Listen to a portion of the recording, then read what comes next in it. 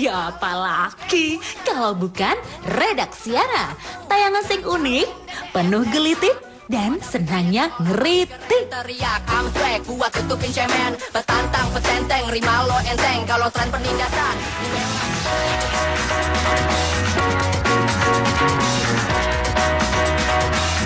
Untuk membuat prakarya, biasanya anak sekolah memakai lem sebagai salah satu bahannya. Rekat sana, rekat sini, tempel sana, tempel sini.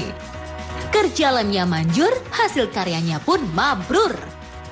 Tapi sejumlah anak sekolah di Padang malah memakai lem untuk belajar mabuk dan keliengan. Bersama teman-teman, ku duduk di pinggir jalan, sangat menyenangkan. Bocah-bocah SMP ini nongkrong-nongkrong di sebuah bangunan kosong. Katanya sih habis terima raport, ngabisin waktu sambil bengang-bengong. Lah, judulnya nongkrong-nongkrong, tapi kok bawa lem kayu segala? Lemnya dibungkus plastik, dikasih jalur buat dihisap pula. Usut punya usut, bocah-bocah ini sedang pada mabuk lem. Wih, ladalah, gile bener.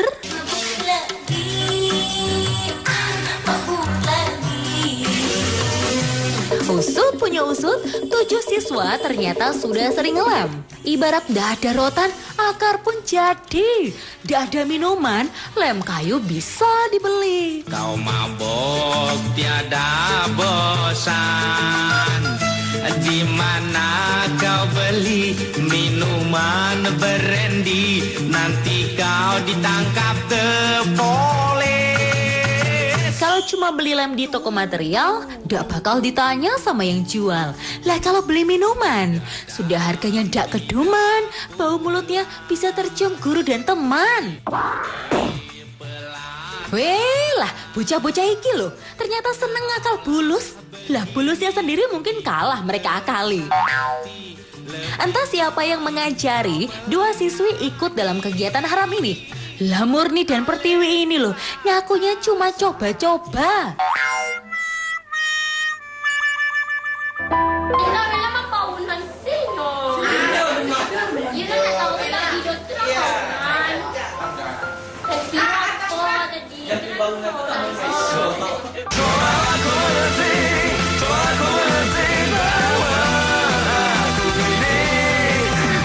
Awalnya sih coba-coba, lama-lama bisa ketagihan.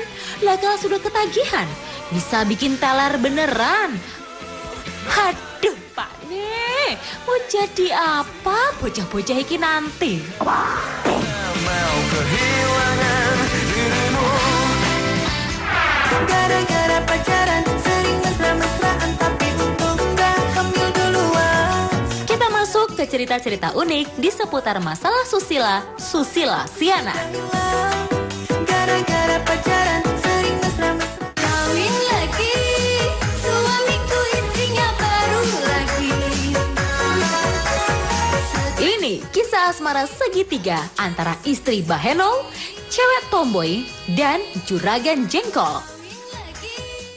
Terpukau ku memandang wajah manismu cantik saat kau berjalan di depanku.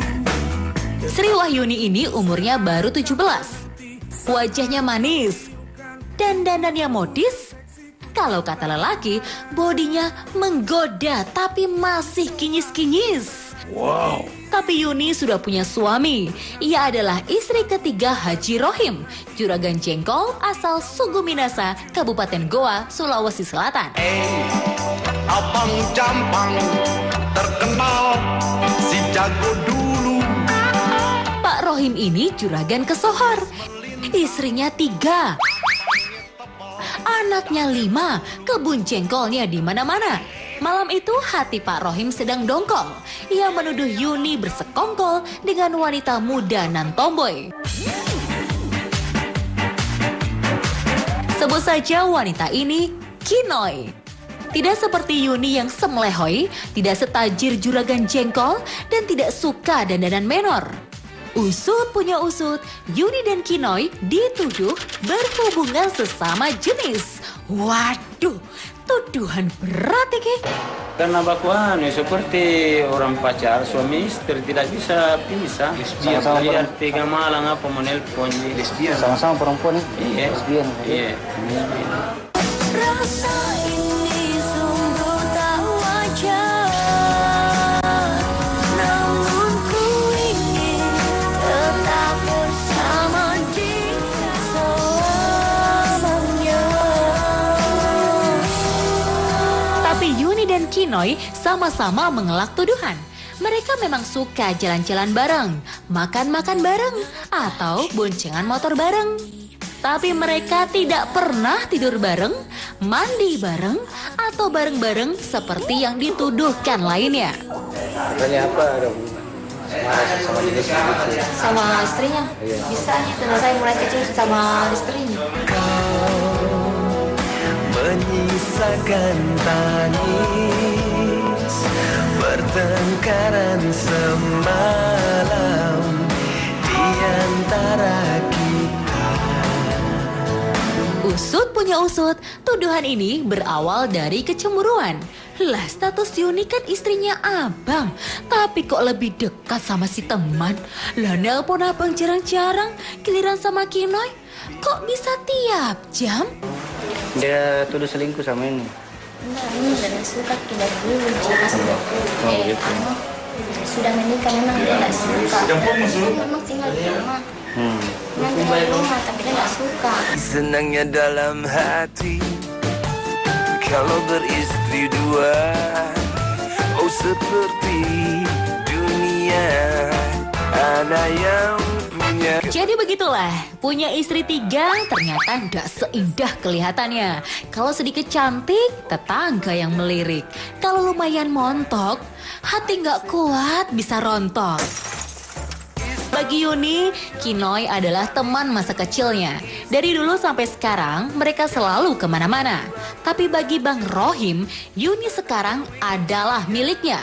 Lah, wong nikah baru 8 bulan, kan masih mesra dan kenceng-kencengnya.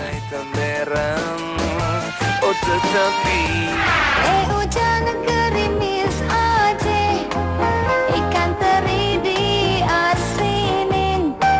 Siang-siang, hujan-hujan, enaknya ngopi sambil ngalor ngidulan. Lah, kalau di Jember ini, belasan pasangan malah mesum-mesuman di kamar hotel ece-ecean. Satpol PP Kota siang itu melakukan razia. Baru masuk kamar pertama, sudah ada hasil buruannya. Jangan dibawa, Pak. Seorang pemuda sedang teler karena kebanyakan minum oplosan.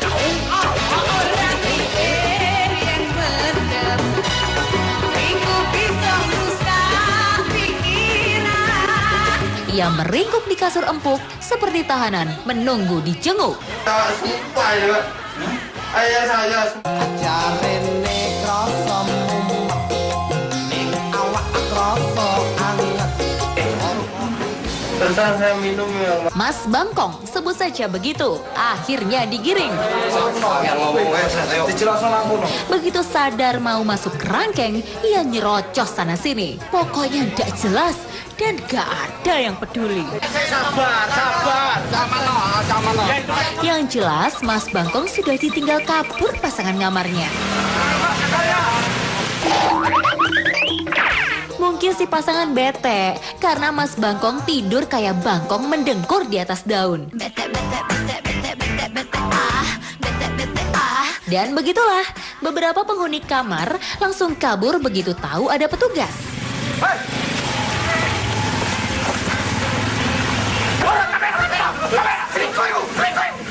Ada yang mahasiswa sama pacarnya, ada pemuda desa dengan cem-cemannya. Karena cinta, hatiku terlena.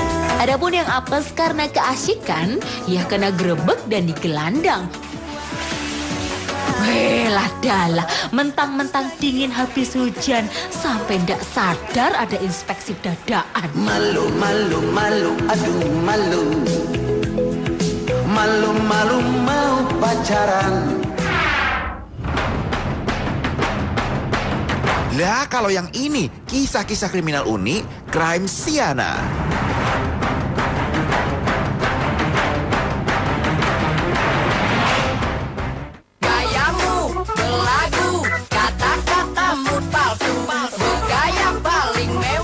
cewek dengan gaya hidup tinggi itu ada resikonya. Penghasilan mesti cukup, modal materi mesti punya. Lah kalau tipis modalnya, bisa-bisa kayak Mbak Lora di Surabaya. Mbak Lora ini karyawati perusahaan swasta, kerja sudah 3 tahun, gaji bulanan hampir 3 juta. Sudah kerja, tanggal muda, tanggal tua, ya sama saja. Buat gadis atau bujangan normal, penghasilan segitu cukup-cukup saja. Bisa nabung sedikit, bisa nyicil-nyicil barang juga. Tanggal muda, bayar utang, tanggal tua, ngutang lagi. Tapi Mbak Lora ini cicilannya kebanyakan. Ada cicilan motor, ada cicilan smartphone, ada cicilan kontrakan. Pacaran pakai duit, cari kerjaan pakai duit, cari hiburan pakai duit. Singkat kata, uang bulanannya sangat pas-pasan. Padahal Mbak Lora kan suka nongkrong di kafe dan restoran. Agaknya so aksi jalan petantang tenteng, punya duit gocap ngakunya punya goceng. Singkat kata lagi, Mbak Lora puyeng bukan kepala. Aduh, pusing, mikirin duit. Lah kebetulan, profesinya kasir dan akuntan. Tiap bulan, ia nyetor uang kantornya ke bank. Slepet kanan kiri otaknya jadi hamstring. Maka ditileplah uang perusahaan yang harusnya disetorkan. Tiap kali nyetor, ia tilep dulu 500.000 sampai 1 juta. Bahasa gaulnya, gopek, sapek, sipek, sampai cetiau notiau, satiau. Perbuatan ini ia lakukan terus selama setahun. Perusahaannya tentu lama-lama curiga. Lawong duit setoran kok bisa raib tiap bulan. Lawong yang megang si Lora masa nuduh tikusnya lokan. Mbak Lora, makanya eling kalau pingin gaya. Lawong penghasilan pas-pasan, pingin kayak orang gedongan. Karir hilang, malah tidur di tahanan. Gayamu berlagu, kata-katamu palsu, gaya paling mewah, nutupin Hilang bermaknaku, hilang harapanku. Namanya orang kalau kehilangan sesuatu mesti panik, cemas, atau sedih. Lah Mbak Rianti di Samarinda ini loh, sampai nangis-nangis di kantor polisi.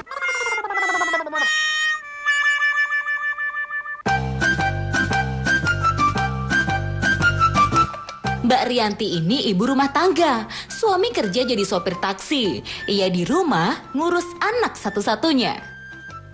Pada suatu hari Mbak Yanti hendak ke pasar Palaran. Maksud dan tujuan hendak menjual emas simpanan.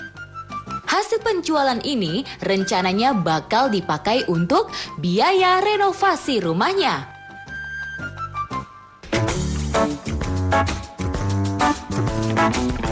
Emasnya lumayan, Ceh. Beratnya sekitar 30 gram. Lah kalau dijual, harga pasaran 15 jutaan. Tapi yang namanya niat tidak selalu mulus seperti jalanan. Ketika boncengan lewat jalan Dwi Kora, dompetnya jatuh dan hilang.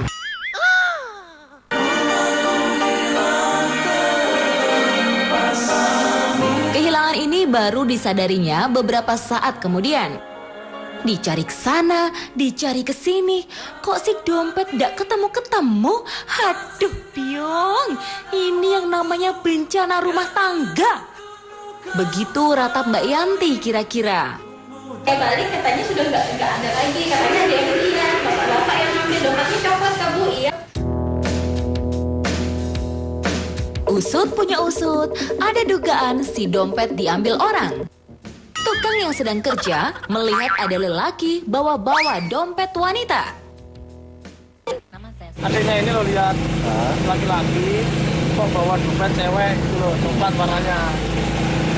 Jagal gitu aja. Mungkin nasib diriku yang malang.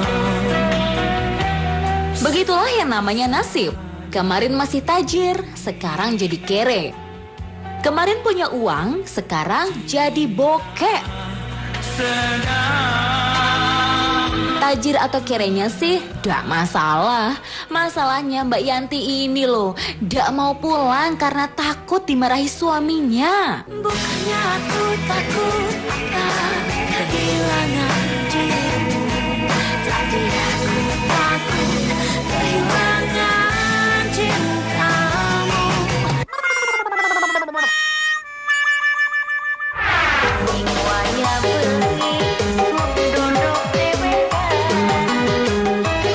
pikir melayang, kelingan pujaan, bisa rindu, obrolan kenyataan. Berikut ini cerita tentang ibu rumah tangga di Goa yang nangis-nangis dipukul suaminya.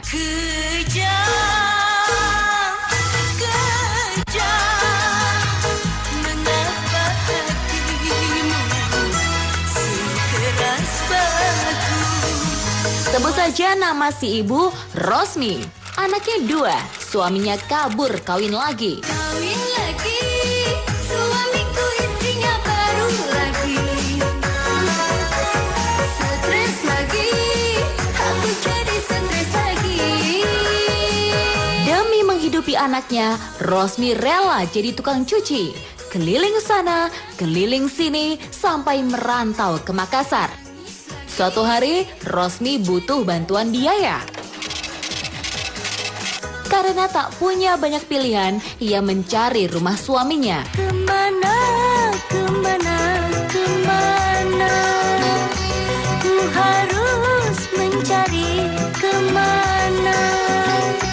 Lah, usut punya usut, suaminya kan pedagang gorden yang cukup sukses. Singkat cerita, ketemulah rumah suaminya. Lokasinya di Maros alias puluhan kilometer di luar kota. Tapi gayung tak bersambut air. Bukannya disambut dengan senyum di bibir, Rosmi malah dipukul dan diusir. Habis mukul istri sampai babak belur, sang suami yang bernama Ansar malah kabur. Weh, adalah. Tangan kenapa berdarah? Itu padahal juga. Mana itu pensan? Harus di depan di rumah Rosmi.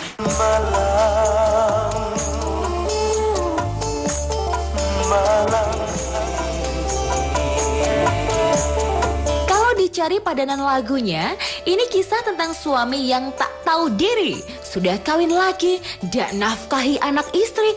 Weh, pakai mukul terus lari. Mbok ya insyaf pak nih. Aku rasakan lembut belai wanita, tak pernah ku rasakan. Dashing through the snow in a one-horse open sleigh. Dalam cerita-cerita, Sinterklas itu bisa terbang dengan kereta rusa. Bawa hadiah keliling dunia, masuk cerobong asap, terus ninggalin hadiahnya. Beca, beca, coba bawa saya. Mungkin itu kalau Sinterklas level internasional. Kalau Sinterklasnya kelas lokal, ya naik beca seperti di Jepara ini. Sosok Sinterklas bawa beca muncul di halaman gereja di Jalan Hakim, Kota Jepara. Kedatangan sang kakek mendapat sambutan meriah. Meski rada heran, anak-anak ya tetap senang. Lawang di atas becanya, si kakek bawa banyak hadiah.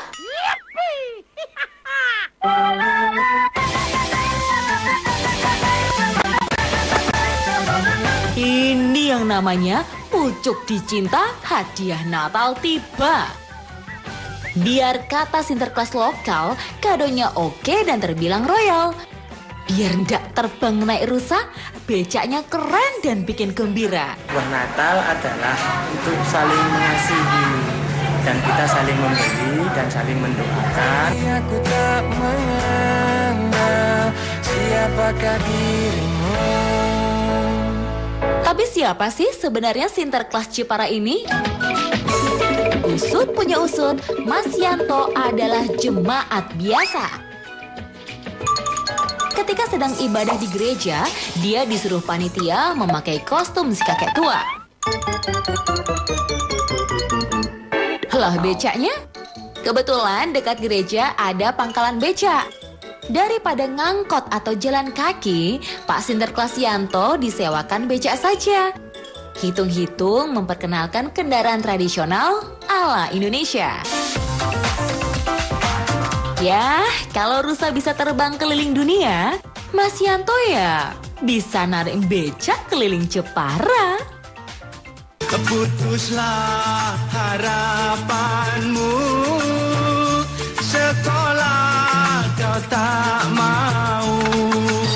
Weh, adalah mantap kan John? Sampai jumpa di episode berikutnya ya. Tingkah lakumu, kemana kau